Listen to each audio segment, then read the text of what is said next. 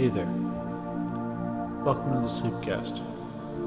My name is Corey, and tonight I'm going to be bringing you through one of my favorite topics, and that would be space. If you like this video, don't forget to press the like button, comment, subscribe to the channel. I try to do these every Sunday. And of course, if there's anything that you'd like me to talk about, put in the comments below. I'll give you a shout out and I'll talk about whatever it is. So without further ado, here we go.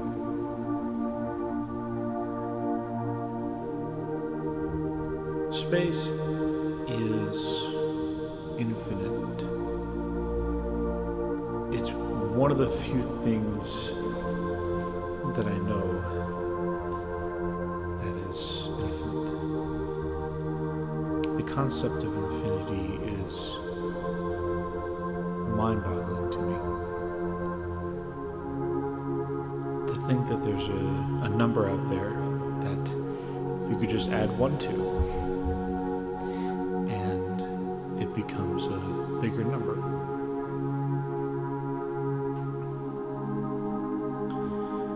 Now, although there's an infinite amount of space that we know, there is arguably a finite number of matter. And what that means is that eventually all the matter, all the energy in the universe will disappear, or rather, change form. And through the second law of thermodynamics, entropy, a little bit of it is lost every time it changes from one form of energy to another. It's interesting how you and I are here, right now, floating on a molten rock in the middle of nowhere. We have no business being here, but here we are. We're in the outer spiral arm of the Milky Way galaxy, which is in a local group of 3 other galaxies, and within our own supercluster, and then of course the universe.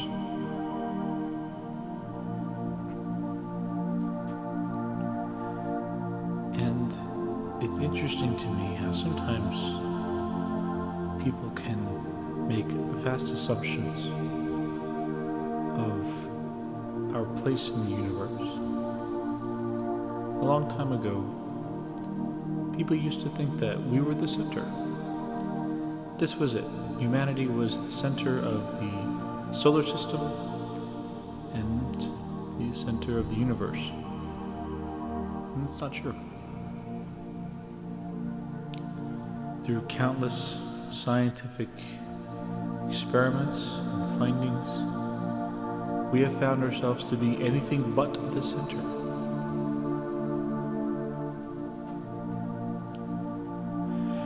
And it's humbling to think of us like that.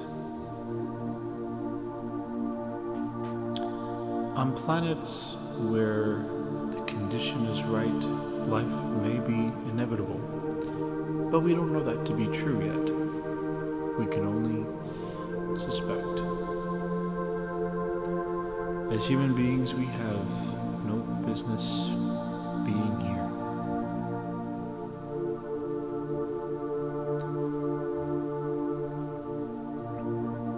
We are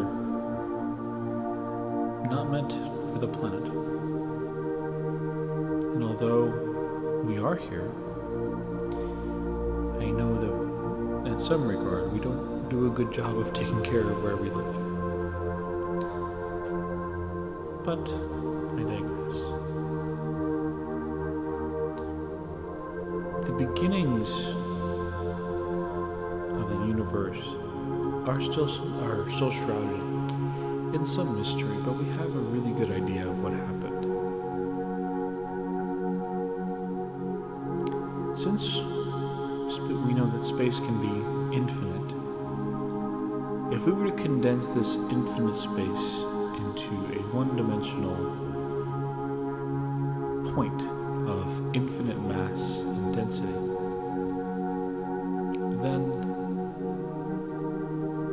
we could imagine that all life came from nothing. And when I say life, I'm of course just referring to the only life that we know of, and that's us. That was about 14 billion years ago. So at this point of nothingness, we don't know where it came from, and we don't know where it's expanding into, and that's okay for now.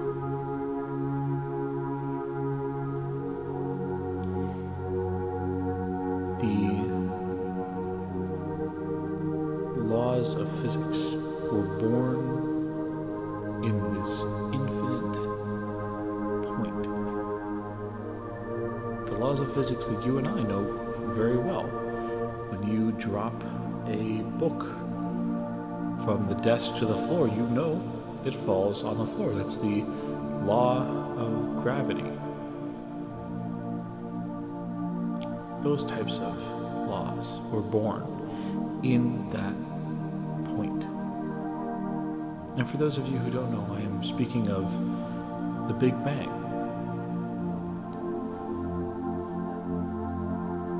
And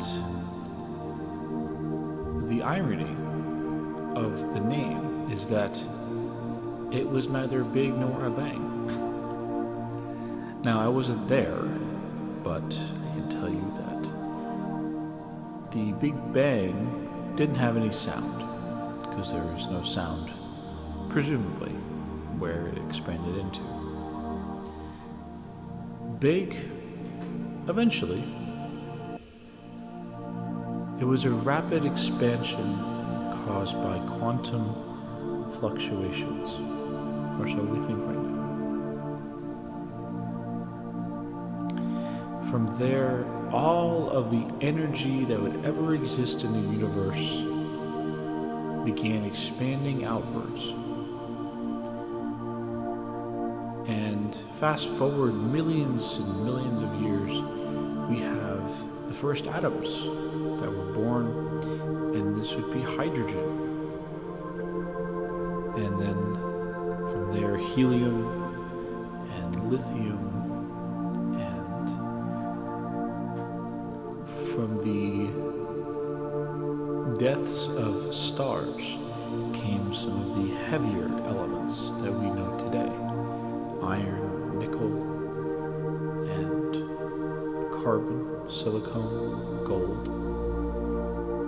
Some of the things, a lot of the stuff that is in our bodies came from stars. So you are quite literally made out of star stuff. It didn't just come out of thin air. It was born somewhere. All the atoms in your body were forged in the furnaces of the center of a star that died millions, if not billions, of years ago. All the energy that the universe needed was available right there in that moment. And it is still there, but it has been dispersed. And earlier I mentioned the second law of thermodynamics, where things go from order to disorder. And it's very possible that the light that's being emitted from the sun right now is just a means to an end for energy. It's very possible that you and I are just the second law of thermodynamics playing out. Because remember, it's a law, not a hypothesis. Things must go from order to disorder, and the transition from there can be disorderly.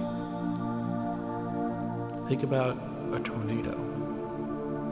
It's a clear day, maybe not a cloud in the sky for a while, and then all of a sudden you get a flat overcast, and then a tornado rips through a field, leaving not much behind, and then the tornado disappears.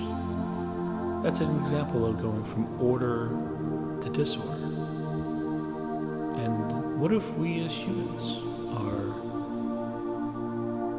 the vehicle by which the universe goes from order to disorder? In other words, what if we are the tornado? We are a necessary component of the second law of thermodynamics, which would make life inevitable. It would make it a necessity, given the right circumstances. There are probably more planets than not that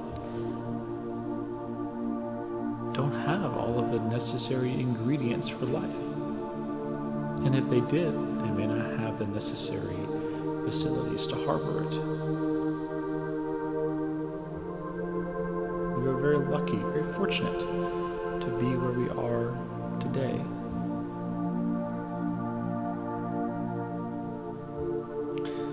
So, from the depths of stars came the atoms that are within you today.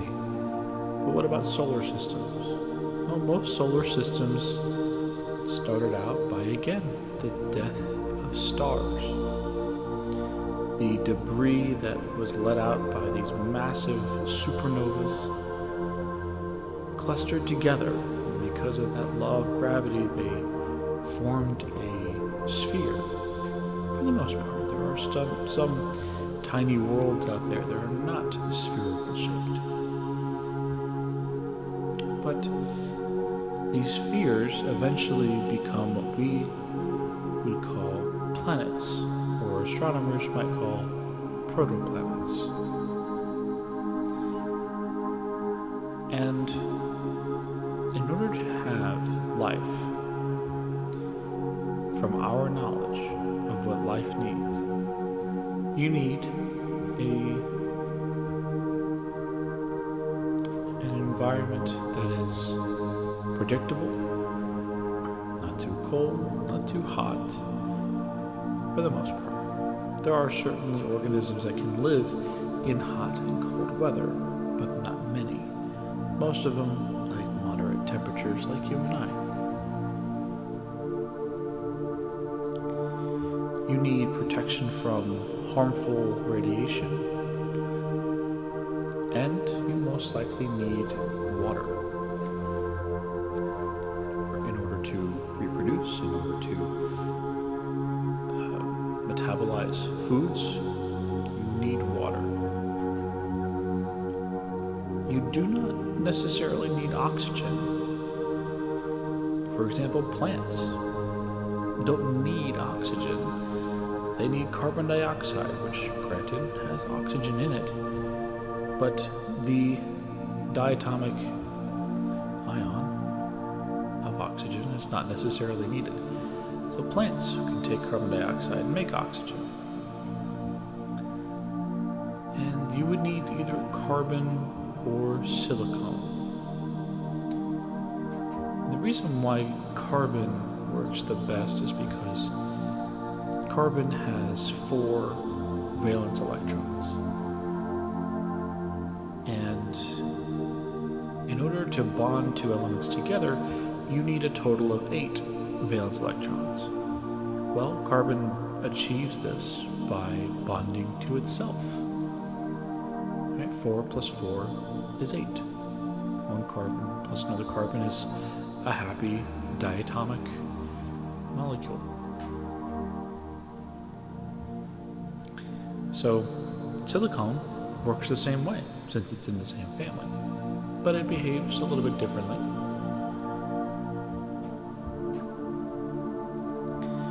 Now, as these planets are formed and possibly life is formed, then these solar systems can form generally around a large object. And 9 times out of 10, it's a star. But it could also be a black hole, something that was once a star. Now, black holes have infinite density and infinite mass, very similar to that point I mentioned that started this whole thing. We can't see black holes, but we can see the effects of the objects around them. They bend light a certain way. They use the gravity to bend the light. So the gravity is so intense that the light actually moves towards it. I believe the term is called gravitational lensing. Could be incorrect.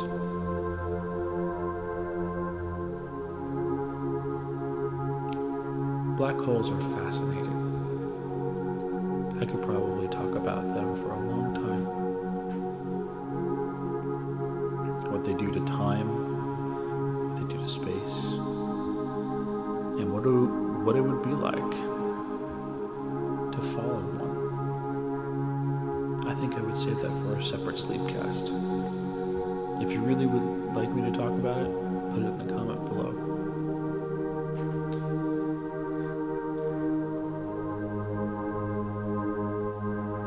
Onwards.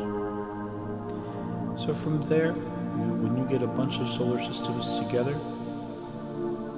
they are attracted to, again, bigger things. And so we typically get galaxies out of this. Now, galaxies have a lot of stars and black holes in their center. So the larger mass objects always go towards the center, which is another proof that, of course, the Earth is not the center of the solar system because it's not the largest object in it. The sun, by far, is the largest object. And so, just like galaxies, the cluster of stars and black holes and other objects in the center means that everything else will float around it. And then you could put a bunch of galaxies together, you get a local group, a supercluster, and then you're at the universe. And the universe is expanding. As a matter of fact, it's accelerating, meaning that it gets faster. It's expanding away from us faster and faster. So if you try to get a spaceship and travel at the speed of light just to get to the end of the universe, that tail end, even though it is infinite, if there was an end and you were trying to get to it, you would never ever reach it. Because as you're traveling at the speed of light, the universe is expanding so quickly that by the time you would think you would get to the end is at an infinite point beyond you.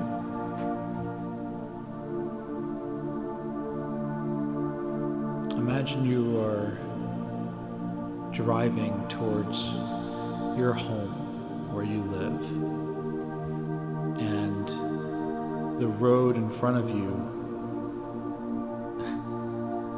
gets longer and longer. The miles get longer and longer. The faster you drive, the more road is added. You'll never catch up. It's almost like being on a treadmill to some degree. Although you would go to a place outside of our solar system and galaxy you would never ever reach the end of the universe. And the speed of light is 300,000 kilometers per second, which is extremely fast. But with that in mind, 300,000 kilometers per second, imagine this. It takes light 8 minutes to go from the sun to our eyes here on Earth. So when you look up at the sun, which you shouldn't do too often, it took light 8 minutes to get here. In other words, if the sun were to just go out, it were to just extinguish, we wouldn't know about it for 8 whole minutes.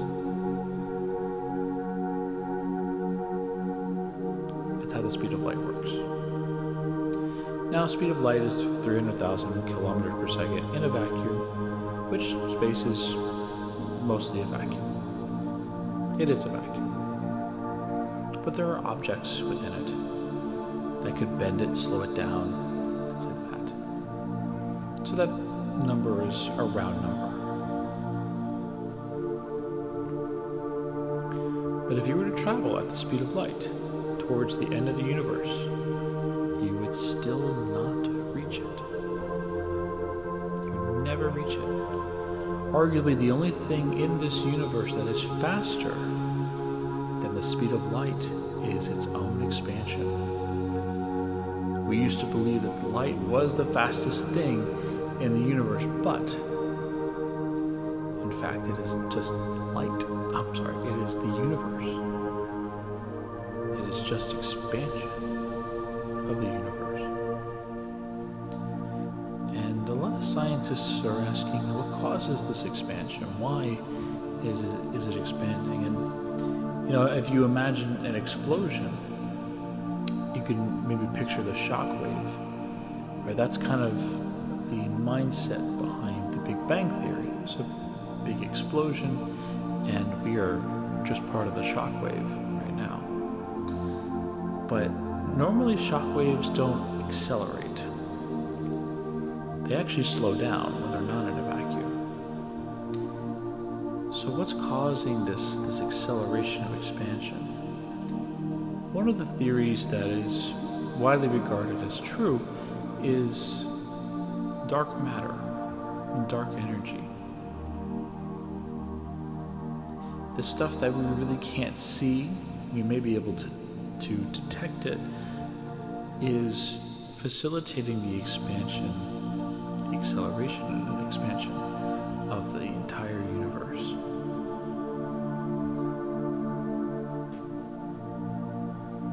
It's sort of, the universe is sort of ripping itself apart, and dark matter sort of filling in those gaps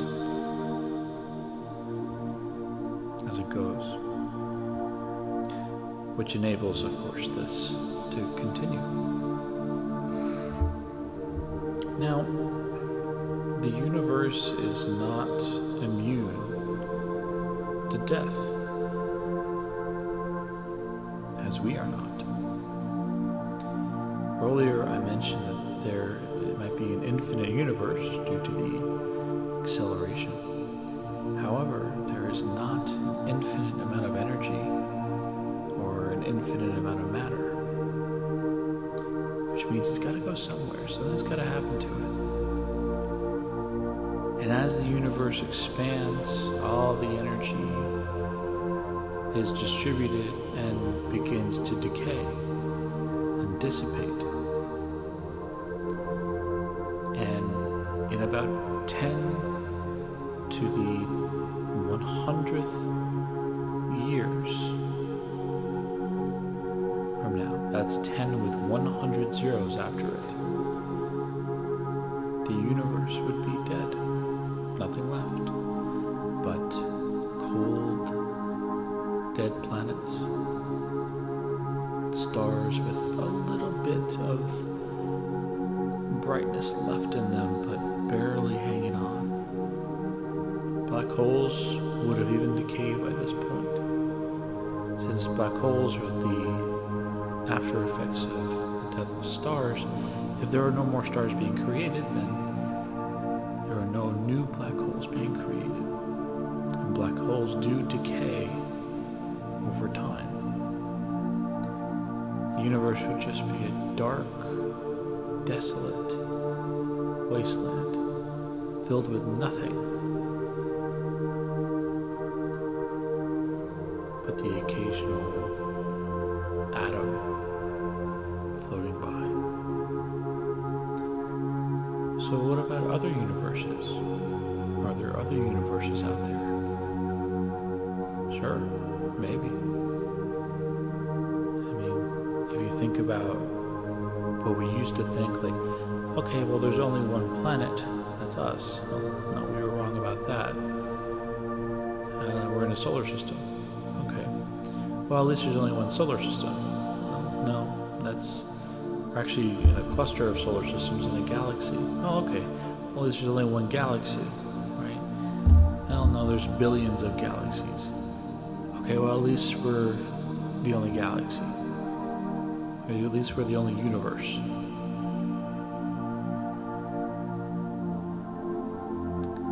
So you see that logic? There hasn't been singular of something. Why should there be a singular universe? And with that being said, I do believe in a multiverse, and I use that word believe in its literal form. I don't have any evidence of it, but I would like to believe it's true. And that there are infinite universes out there with infinite possibilities. And I often think, what would happen if I was able to explore every possibility? Because of how infinity works, all the changes, all the forks in the road that we've experienced in your life, you've taken them, maybe not in this universe, but in another. For example, today, if you had fast food to eat for lunch, in another universe you had a salad, if that was the other choice. There are so many choices that we make in our lives that I often think, what did my counterpart on another Earth do today? And there are, since when we're talking about infinity, there are many Earths that don't have a me or a you on it, if we're talking about a multiverse. And also, the laws of physics would be different in other universes. And we don't quite understand that. We know what's available here, but we don't know what's available somewhere else that we can explore. So, we have big beginnings and an unfortunate, slow ending. But you and I will probably not be around to witness that. I hope this Sleepcast has helped you fall asleep. Hope you're doing well right now. I'm going to stop talking in about a minute, but I just wanted to remind you, if you like this, please leave a comment and, of course, like the video. And if you have anything you'd like me to talk about, please put it in the comments below. And I try to put this out every week, every Sunday I can. And I did enjoy this week's topic. I hope you did too. So, again, please like, comment, and subscribe. And I hope you have a great night's sleep. And until next time, take care.